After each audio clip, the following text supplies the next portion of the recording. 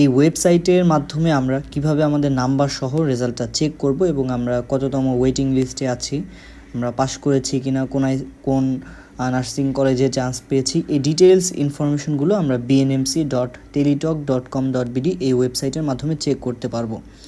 তো এখানে আপনারা এখন যদি আমরা রোল নম্বরটা লিখি সেক্ষেত্রে কিন্তু আপনার ইনভ্যালিড দেখাবে। আমি যদি একটা রোল নম্বর দিই 11110217, দেন হচ্ছে আমরা যদি এটা সাবমিট দিই তাহলে এটা ইনভ্যালিড রোল দেখাচ্ছে। এটা মূলত এখন আপডেট হয় নাই, এই ওয়েবসাইটে এটা আপডেট হবে।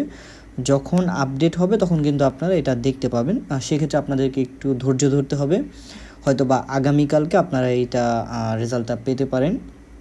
পূর্ণাঙ্গ যে রেজাল্টটা আছে ওইটার মাধ্যমে আপনারা ওয়েটিং লিস্ট সহ রেজাল্ট দেখতে পারবেন এবং কততম ওয়েটিং লিস্টে আছেন।